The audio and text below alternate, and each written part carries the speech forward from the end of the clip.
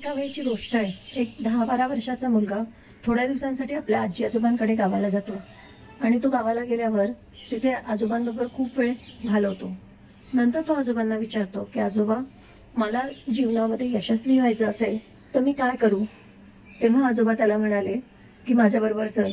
आणि आजोबांनी त्याला एका नर्सरीमध्ये नेलं आणि नर्सरीत गेल्यावर तिथे त्यांनी 2 झाडं विकत घेतली आणि मग घरी आल्यावर त्यांनी 2 कुंड्यांमध्ये 2 झाडं लावली.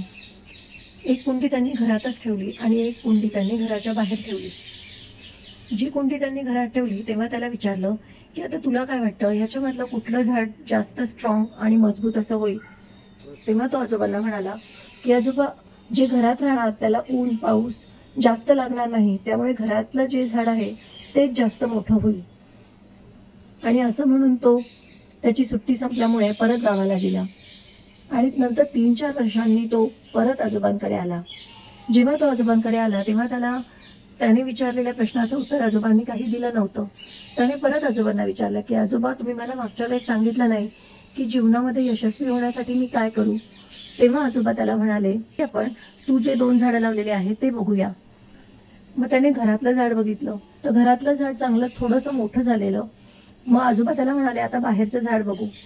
जेव्हा ते बाहेरचं झाड त्याने बघितलं की एकदम मोठं असं एकदम वृक्ष असा तयार झालेला आहे, तेव्हा तो आजोबांना म्हणाला की आजोबा, हे असं कसं, हे एवढं मोठं झाड कसं काय तयार झालं? जे घरात ठेवलं ते एवढुढीसं का राहिलं? त्यावर आजोबा म्हणाले की जे घरात ठेवलं त्याची आपण जास्त काळजी घेतली, त्याला थोडंसंच ऊन थोडंसंच पाणी रोज देत गेलो. ज्याची जास्त काळजी घेतली, ज्याला जास्त संकटांशी सामना करावा नाही लागला, त्यामुळे त्याची जास्त ग्रोथ झाली नाही.